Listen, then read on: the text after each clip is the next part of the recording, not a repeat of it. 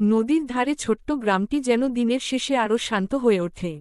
বিকেলের রোদ ধীরে ধীরে ঢলে পড়লে কাঁচা রাস্তার ধুলো সোনালি হয়ে জ্বলে ওঠে।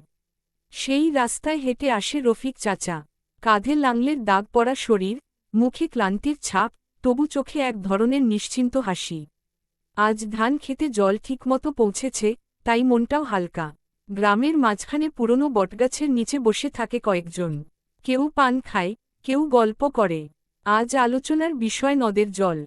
বর্ষা এলে নদী যেমন আশীর্বাদ, তেমনই ভয়ও।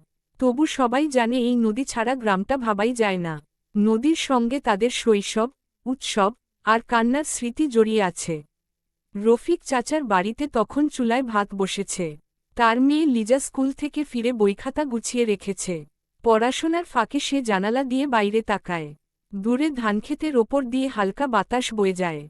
লিজার স্বপ্ন শহরে পড়তে যাওয়ার, তবু গ্রামের এই বিকেলগুলো সে মন থেকে ভালোবাসে। মায়ের ডাকে সে রান্নাঘরে যায়, হাতে তুলে নেয় থালা। মাগরিবের আজান ভেসে এলে গ্রামটা একসাথে থেমে যায়। আলো জ্বলে ওঠে ঘরে ঘরে। কেউ নামাজে যায়, কেউ প্রদীপ জ্বালায়। রাত নামলে ঝিঝি পোকার ডাক শোনা যায়। আকাশে তারারা ছড়িয়ে পড়ে, যেন গ্রামের ছাদগুলোর ওপর আলোর চাদর বিছিয়ে দিয়েছে। খাবার শেষে রফিক চাচা উঠোনে বসে থাকেন।